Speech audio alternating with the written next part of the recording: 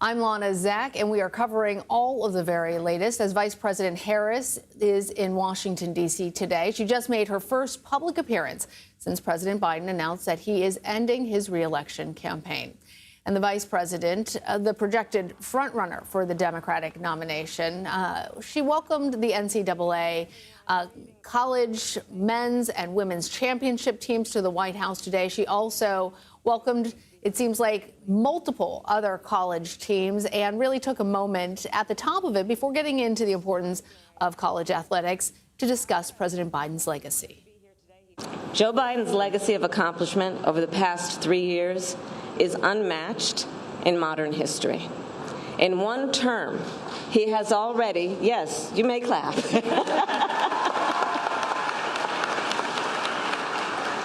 In one term, he has already surpassed the legacy of most presidents who have served 2 terms in office. And the ACLU Democratic PAC received nearly $50 million in donations in less than 24 hours since Vice President Harris announced her campaign. She's also received substantial support from members of her party. At least 36 Senate Dems say they will endorse Harris ahead of next month's Democratic National Convention. And in the House, the vice president has received endorsements from 150 of the party's 212 members. So far, no major names have even come forward to challenge Harris for the nomination. One of those names includes independent Senator Joe Manchin, who says he will not be endorsing the vice president's bid for office. The longtime Democrat was reportedly considering returning to the party. You'll recall that he left the Democratic Party and became an independent as he was being encouraged by some to consider a presidential bid. He joined CBS Mornings earlier today and really shut down any talk, though, that he would be throwing his hat in the ring for president. I am not running for office. I could not believe that there was not going to be a primary process or a mini process. Other countries do it. I'm not looking for I don't need that as far as in my life, the attention that people think that when you speak up, you're just looking for attention. Okay. Why is everyone afraid to speak out? Why are they afraid to say the system is wrong? All right, Ed O'Keefe is in Wilmington, Delaware, covering all of this for us. Ed, it has been a tremendous couple of weeks, but especially just in the last 24 hours, this has been a lot happening. So excited to have you break this down for us. You mentioned that this was a fortuitous backdrop, not just because the balcony of the South Portico was behind her there as she was making her first public speech. But are you surprised that it was actually so short when she was talking about the bigger issue, that more of her remarks seemed to be focused on the original intent, which was to celebrate college athletics? What stood out to you? No, I think it makes sense that she would say something quickly at the top about the elephant in the room or the donkey in the yard, depending on which analogy you'd like to use today. And she decided to move on with the official event. We know that she's headed to Wilmington, as you were talking about with Aaron a little while ago, to meet the troops and probably have some higher level meetings with the most senior advisors to get a sense of what to expect next.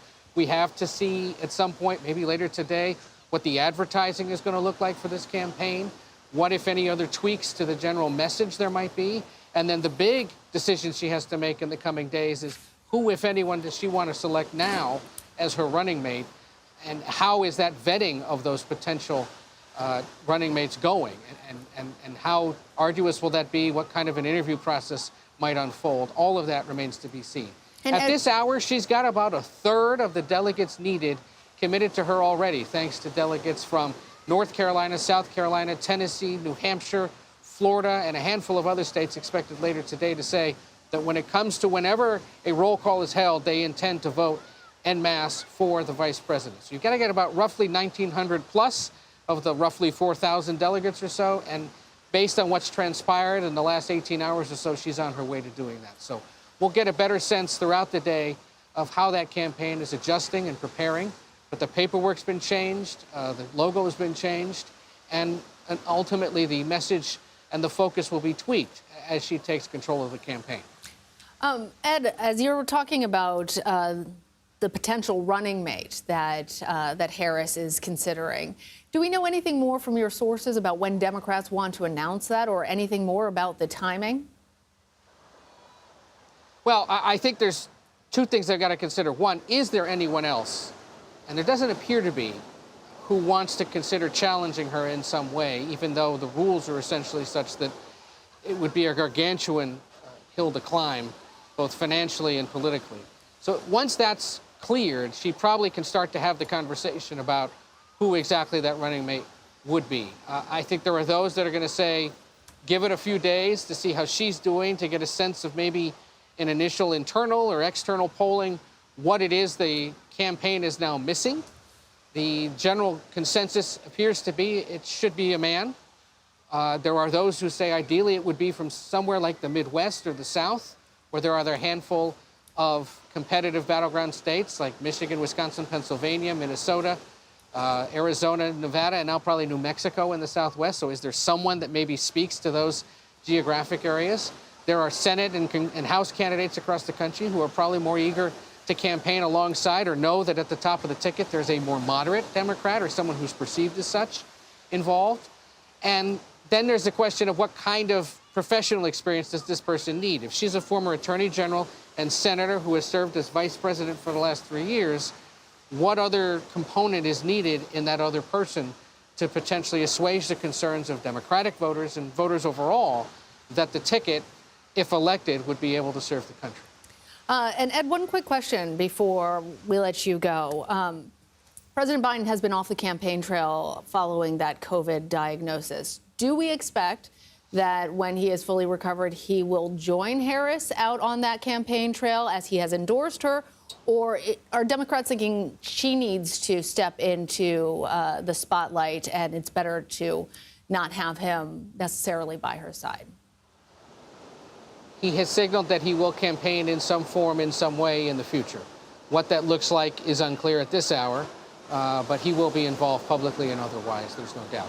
We just did get word before we spoke with you, Lana, that there is a lid for the day, as they call it in White House parlance, meaning we won't see the president publicly, or at least we aren't currently expected to.